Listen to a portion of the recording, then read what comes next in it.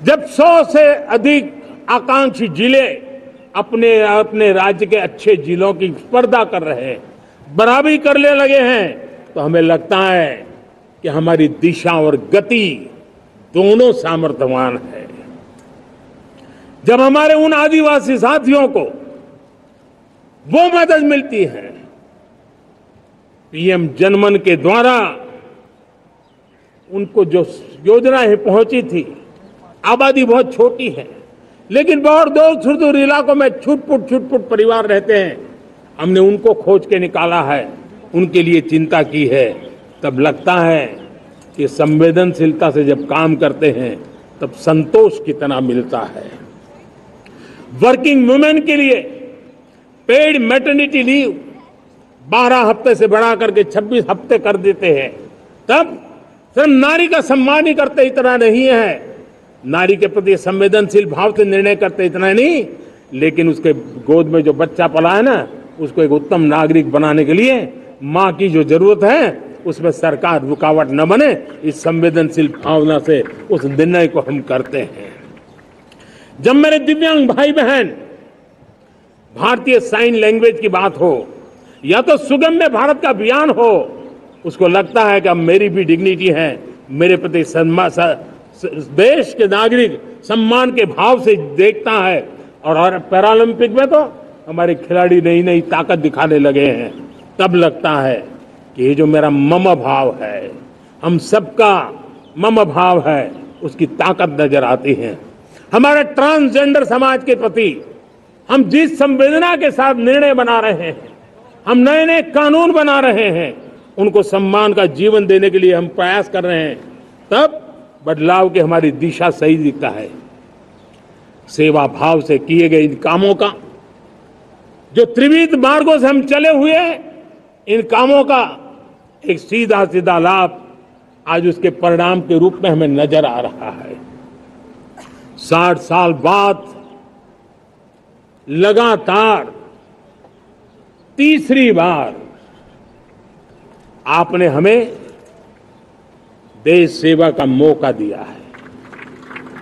मेरे 140 करोड़ देशवासी, आपने जो आशीर्वाद दिए हैं, उस आशीर्वाद में मेरे लिए एक ही संदेश है, जन जन की सेवा, हर परिवार की सेवा, हर क्षेत्र की सेवा, और सेवा भाव से समाज की शक्ति को साथ लेकर के विकास की नई ऊंचाइयों पर पहुंचना।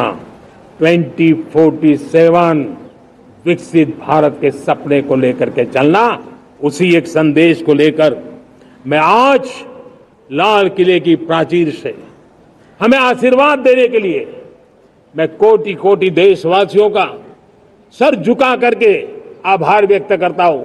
मैं उनके प्रति नतमस्तक होता हूं और मैं उनको विश्वास दिलाता हूं कि हमें नई ऊंचाइयों को नए जोश के साथ आगे बढ़ना है।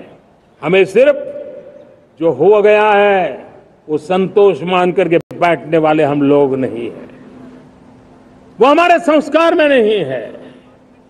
हम कुछ और करने के लिए, कुछ और आगे बढ़ने के लिए और कुछ और नई ऊंचाइयों को पार करने के लिए हम आगे बढ़ना चाहते हैं।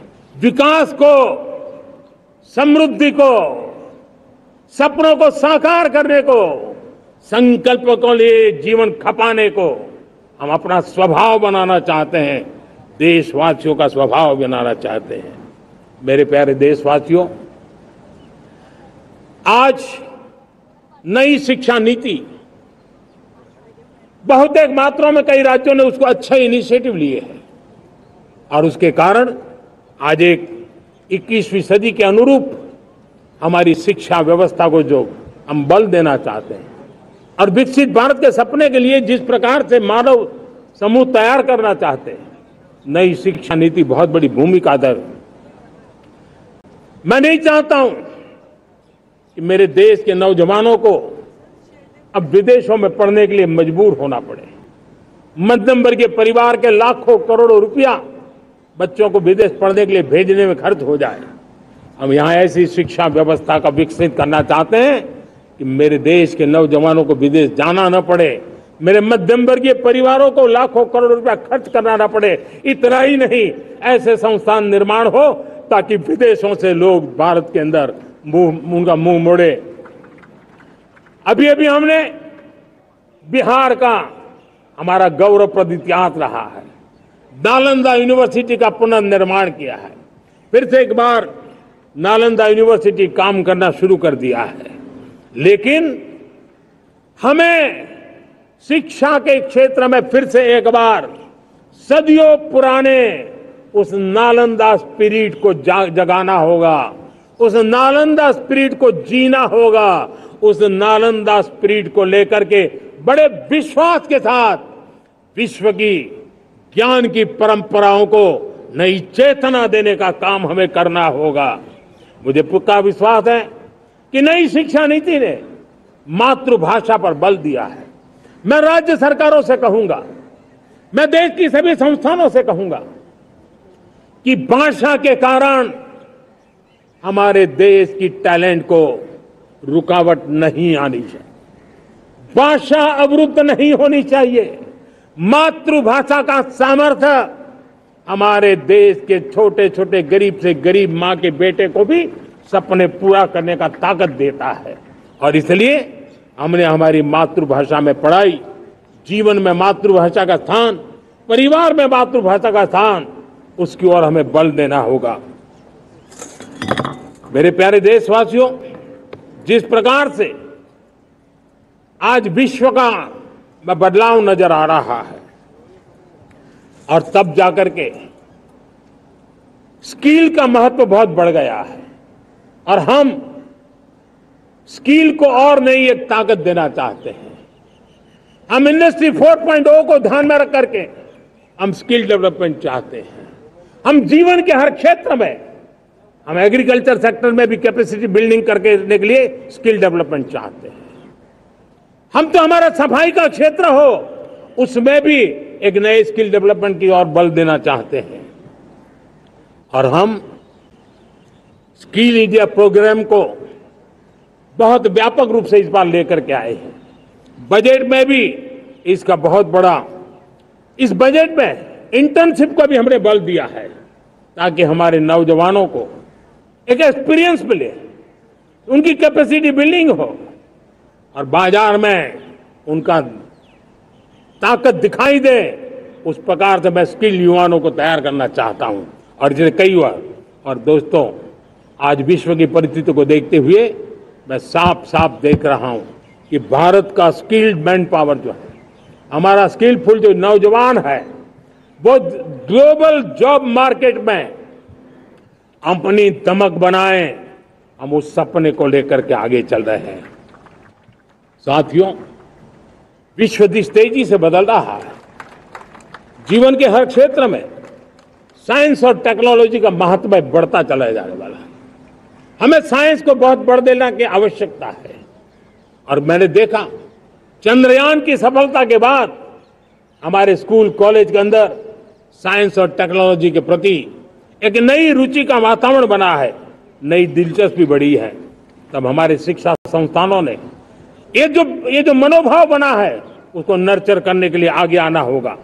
भारत सरकार ने भी रिसर्च के लिए सपोर्ट बढ़ा दिया है। हमने ज्यादा से ज्यादा चेयर स्थापित किए हैं। हमने नेशनल रिसर्च फाउंडेशन बना करके हमने उसको एक कानूनी परिवेश में ला करके स्थायी रूप से एक व्यवस्था विकसित की है ताकि रिसर्च को लेकर के निरंतर बल मिले और ये रिसर्च फाउंडेशन उस काम को करे। मेरे बड़े गर्व की बात है कि बजट में हमने 1 लाख करोड़ रुपया रिसर्च और इनोवेशन के लिए हमने देने का निर्णय किया है ताकि हमारे देश के नौजवान के पास जो आइडियाज है, उस आइडियाज को हम जमीन पर उतार पाए। साथियों, आज भी हमारे देश में मेडिकल एजुकेशन के लिए हमारे बच्चे बाहर जा रहे हैं। वैसा कहा मैंने, बहुत ज्यादातर मध्यम वर्गीय परिवार के हैं, उनके लाखों करोड़ों रुपए खर्च हो जाते हैं। और तब जाकर के हमने पिछले 10 साल में मेडिकल सीटों को करीब करीब 1 लाख कर दिया। आज मैं करीब करीब 25,000 युवा हर साल विदेश में मेडिकल एजुकेशन के लिए जाते हैं और ऐसे ऐसे देश में जाना पड़ रहा है, कभी कभी तो मैं सुनता हूं तो हैरान हो जाता हूं। और इसलिए हमने तय किया है कि अगले 5 साल में मेडिकल लाइन में 75,000 नई सीटें बनाई जाएगी। मेरे प्यारे देशवासियों, विकसित भारत 2047 वो स्वस्थ भारत भी होना चाहिए, और जब स्वस्थ भारत हो तो आज जो बच्चे हैं उनके पोषण पर आज से ही ध्यान देने की जरूरत है। और इसलिए हमने विकसित भारत की जो पहली पीढ़ी है उनकी तरफ विशेष ध्यान दे करके हमने पोषण का एक अभियान चला है। हमने राष्ट्रीय पोषण मिशन शुरू किया है, पोषण को हमने प्राथमिकता दी है। मेरे प्यारे देशवासियों, हमारी कृषि व्यवस्था को ट्रांसफॉर्म करना बहुत जरूरी है, समय की मांग है। हम सदियों से जिस परंपरा में दबे हुए हैं, जकड़े हुए हैं, उससे मुक्ति पानी होगी और हमारे किसानों को उसके लिए हम मदद भी दे रहे हैं। हम उसको ट्रांसफॉर्म करने की दिशा में लगातार काम करते आए हैं। आज आसान ऋण दे रहे हैं किसानों को, टेक्नोलॉजी की मदद दे रहे हैं। किसान जो पैदावार करता है उसको वैल्यू एडिशन के लिए हम काम कर रहे हैं, उसके लिए मार्केटिंग के लिए पूरा प्रबंध करते हैं ताकि उसको एंड टू एंड हर जगह पे हैंड होल्डिंग की व्यवस्था हो, उस दिशा में हम काम कर रहे हैं। आज जब धरती माता के प्रति सारा विश्व चिंतित है, जिस प्रकार से उर्वरक के कारण हमारी धरती माता की शहद दिनों दिन बिगड़ता जा रही है, हमारी धरती माता की उत्पादकता क्षमता खत्म होती चली जा रही है, कम होती चली जा रही है। और उस समय मैं मेरे देश के लाखों किसानों का आभार व्यक्त करना चाहता हूं जिन्होंने प्राकृतिक खेती का रास्ता चुना है।